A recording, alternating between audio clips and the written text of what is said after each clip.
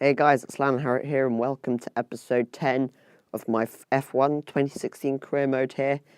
And today it's my home Grand Prix here in Britain, in Silverstone.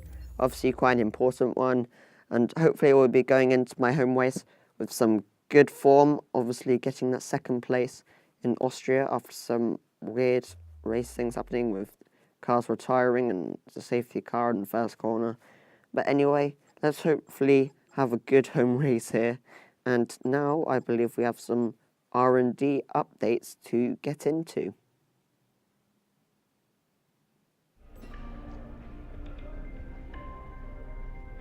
Okay, I've got something for you. The new parts have been fitted to the car. The simulation numbers are good, so I look forward to your feedback. Check out the details. So we upgraded our chassis weight and the engine cover, which hopefully give us a decent performance advantage here in Britain today. And it's, I think I saw rain out there on track, and oh, look at this. The crowds are looking forward to seeing their local hero smash some records at Silverstone for King and Country. Well, that's interesting, really interesting. And obviously now we're first driver, and so we get some extra resource points, and I'm definitely looking at trying to get the all the things I said done. And there is our trophy, our second place trophy. So let's get into practice one. Morning and welcome from Silverstone for today's practice session. I hope the crowd streaming in through the gates have brought their umbrellas. Guess what? It's tipping it down here today. Anthony Davidson, you've driven this circuit more than a few times in your career, and you've been around long enough to remember the pre-wing layout as well. But how do you like Silverstone in its current guise? Well, the old circuit was a lot of fun, of course, but I do like the current layout. The reprofiled Abbey is faster than it used to be. A sort of slow technical section. And now the corners up at Village and the Loop gives us that. So yeah, I'm a fan, and on top of that, I think it's created some more overtaking opportunities. So obviously in practice one, we obviously start correct timization first, but I was looking at the weather, because I'm doing a 50% race again, because I thought it'd probably be a better idea, because it's probably more entertaining. And so it looks like we've only got rain and it's going to be dry after the few minutes. And I obviously skipped, and now we're going on to track acclimatization in the dry. And coming on to the end of our first lap, it was really good apart from the final corners. We lost it and we just got 10 points behind the actual target. And now coming on to the end of our second lap, this one's been a bit better, and hopefully we can actually get through the last corner fine, and we did, as we get full points here. And now going into practice 2, I forgot to put the setup on for a qualifying pace and for the track acclimatization, so that might have hindered me a bit. But now actually going into qualifying pace, I don't know why, but we're really off the pace. And I know Silverstone's not my best track, but honestly, I didn't think it'd be as bad. And coming on to the first lap, it seemed to be 21st. And now on our second lap, we're actually up, as you can see. And Harrianto got in our way instead, the cunt. And so that really annoyed me. Sorry for my language, but it really annoyed me, because it's actually really hard to get a perfect lap around Silverstone like the game's asking you to. So actually on the end of that lap, I ended up 8 tenths behind, as you can see, which is still extremely annoying. And on the final lap, I was behind again. So let's actually get into qualifying. Here at Silverstone, and that means it's time for today's qualifying. Enjoy the action. In recent seasons, much talk has been made about tyre wear. Some say it gets in the way of the racing, others say it's always been part of the sport. Are we going to see drivers trying to look after their tyres here, or throw caution to the wind and worry about that when it becomes a problem? Tyre wear will probably be the dominating factor around this track. It's so easy to use up the life in your tyres as you seek to find the lap time. If you have a good balance to begin with, like the Mercedes and Red Bull, you'll always stand a better chance. Here in, I think it's qualifying. Yeah, it is qualifying. I just tried to really think about how I can do my lap. And again, I just checked if I had the setup on and everything. The setup's actually pretty good on race pace, how I am. And I'm decent with race pace around here. I'm just not good on a one-lap basis. So hopefully we can get a pretty good lap, as we should probably go and head out for our first flying lap. And on our first flying lap, it wasn't very good, let's put it that way. We weren't going to get very high up, and my one lap pace was just terrible. So when I stayed out for another lap, thinking maybe less fuel could help me here, but it just didn't. It just didn't. I was 4/10 down on what my first lap was, so that was really terrible. So to try and actually change something, what I decided to do was to do what I usually do and put as least fuel in the car as possible, and try to just get the maximum out of the car on a new set of tyres on a one lap basis. So basically an all or nothing lap was like just needed to actually get a decent qualifying here. Coming on the end of our lap, we see that there's not much time in qualifying left. It's about 3 minutes, so that's about for 2 or 3 laps. So we improve, we got to P18, which isn't that good. But in the end, I just decided not to do another lap because I knew I couldn't do any better than that on my all or nothing lap. So qualifying 18th isn't brilliant, but that doesn't mean we can do nothing in the race. So let's get into the race now. We're right back where it all began. The very first World Championship Grand Prix was held here at Silverstone in 1950, with Giuseppe Farina taking the top step of an all-Alfa Romeo podium. He earned 9 championship points that day on his way to the inaugural title. His winning total at the season's end, just 30 points. My, how times have changed. So let's see who can reach the top step of the modern podium today. Of Northamptonshire and Buckinghamshire, the 18 corners of the Silverstone circuit form the 3.6-mile beating heart of Formula One.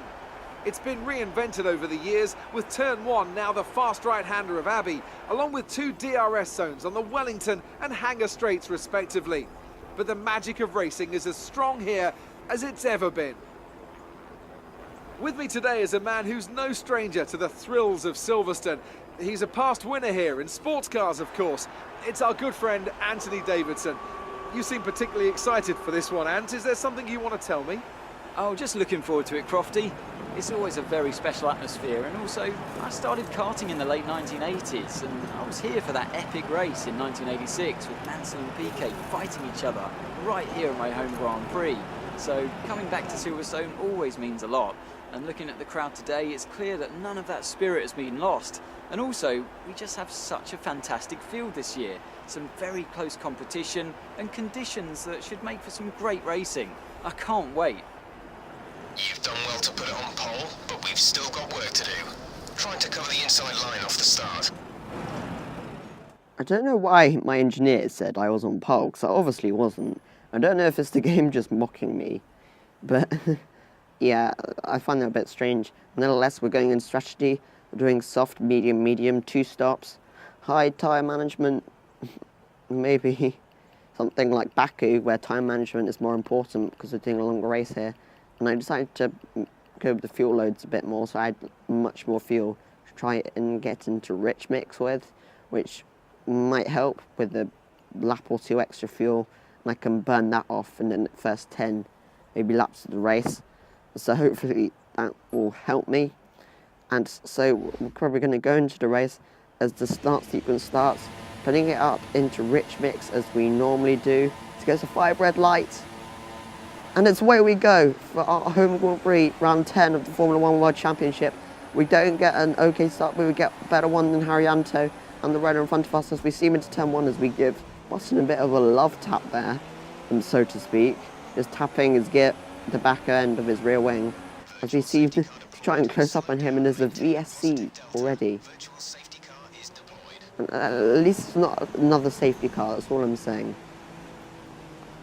And I don't know what instant that was for, because I can't see any cars streaking to the side, but the VSC ended pretty soon after that, as we put it back up into Rich Mix again, as we really far behind on Button, as it's not, Palmer isn't that close to us, as we're just going to chase after Button here on the first lap. And now on the first lap, Button and Grosjean are battling, going into turn 16, I think it is. We just have to swerve out the way. We do a few overtakes actually, as we try to hang it around the outside of Magnussen, as we get the cut back on him, but he just forces us into the grass, so we can't make the overtake now. But still, we just tried to catch back up to him, as here we are on lap 2, down the Wellington Straight, I think it is. We just tried to go down the inside, going down into this left-hander. We just get the position, which is really, really good here. And now we're closing up on Alonso, who just got overtaken by Sainz, as we try to go around the outside of him, going into Maggots and Beckett. And as it turns to the inside, we just get the position. And now, 1 place outside the points here, as we're going to get DRS here and Pascal Wehrlein, as we get a better exit than him, as we try to go down the inside of him, going into turn 5 or 6. I don't know which one it is, I think it's 6. As we go on to the next lap, and now we've caught up with Sainz, so we're really, really pushing here. And now we're going to overtake our teammate here, I think. Because I think we're just going to leave him some space, and though he doesn't try to come back around the outside. But now we're going in to the pits after going a lot longer on this set of tyres as I thought we would. We went about 6 or 7 laps on them, so this is lap 6 or 7. And I think we've got Wehrlein or Haryanto behind us, and I think it's Haryanto, because all the leaders are pitting here as well. And so we're going on to the medium tyres here, and hopefully we'll be getting a good stop and not be held up like we did in Baku. And so we've been lucky with the pit stops here. Haryanto joins really close behind us actually, which is really surprising. As we're coming up the pit lane here, just got to build our, we don't have a lead over him. We've got to build a gap from Haryanto and just try to kind of stretch that out. But now we've jumped Sainz and Wehrlein in the pits.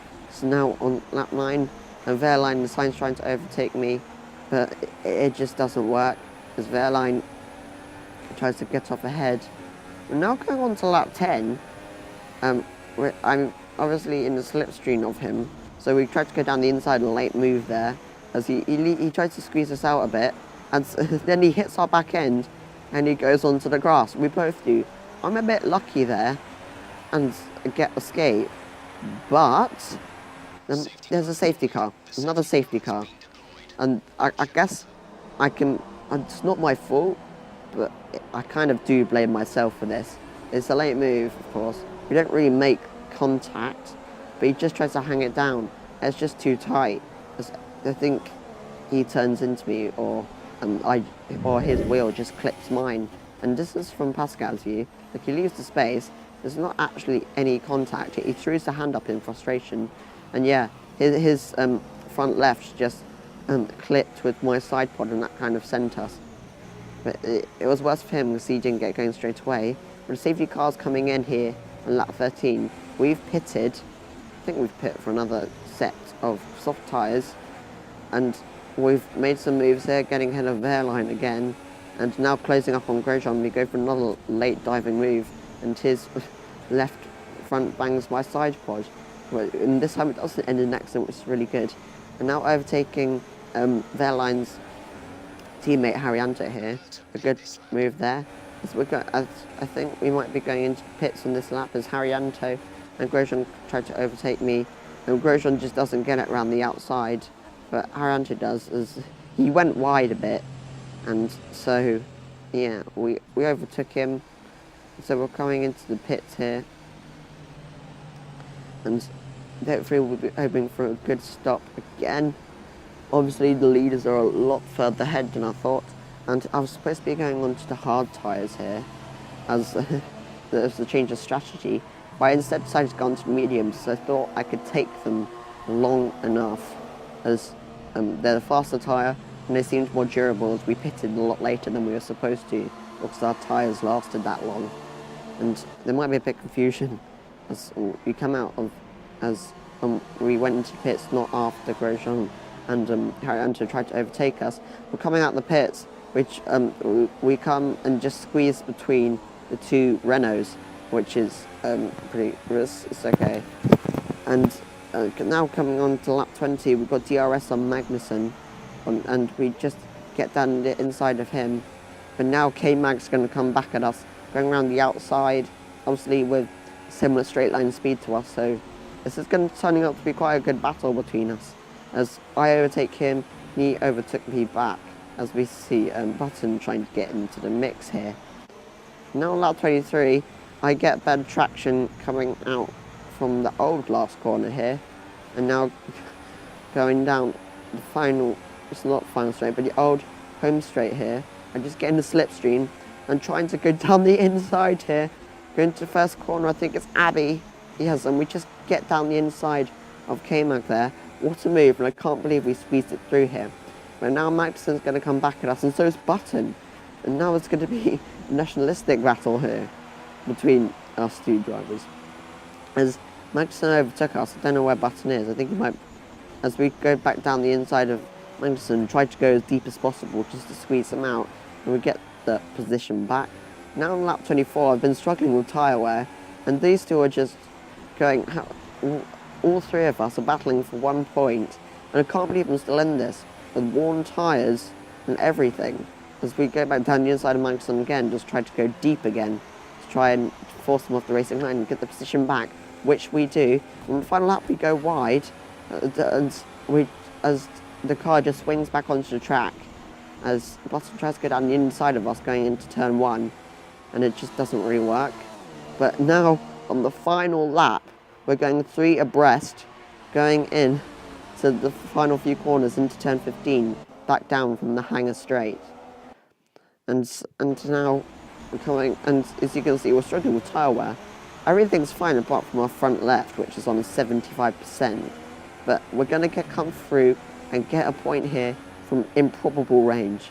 And I am really, really pleased with this race today.